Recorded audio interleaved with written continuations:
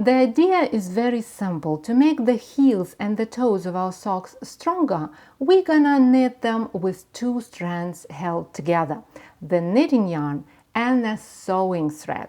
So whenever you're about to start a toe shaping or a heel flap, as I am right now, take a sewing thread in a color that is about the same as the color of the yarn that you're using.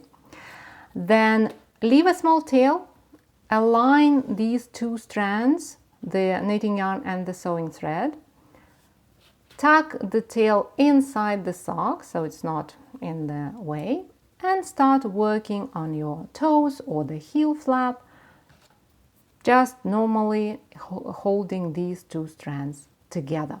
You can use any kind of sewing thread. It could be the regular polyester sewing thread, it could be a silk thread, or if you're worried about the holes in your socks too much, then use the thread that is marked as extra strong or heavy duty. And this is actually the thread that I have right here. So I'm gonna work a few rows of the heel flap to show you how the fabric looks once it's been worked with 2 strands held together. And here we are. So I made about half of my heel flap, and you can see that this part of the sock, the one that was worked with 2 strands held together, the knitting yarn and the sewing thread, looks exactly the same as the rest of the sock. You can hardly tell any difference, but you can feel that the fabric became more rigid, more stiff, and that means that the holes won't get there anytime soon.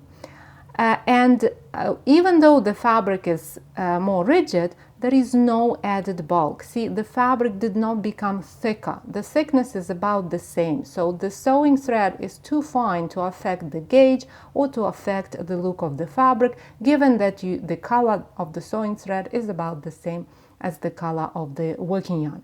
So when you are done with the heel shaping or the toe shaping, simply cut the sewing thread and continue to work on your sock using just 1 thread, your working yarn. And when the sock is done, then weave in those thread tails just as you weave in any tails in your project. This method works great for any kind of heel construction or toe construction, so use it anytime when you want to reinforce your socks. For more details about this method, go to tenroseaday.com/reinforce-socks. Happy knitting, my friend. I'll talk to you in the next tutorial.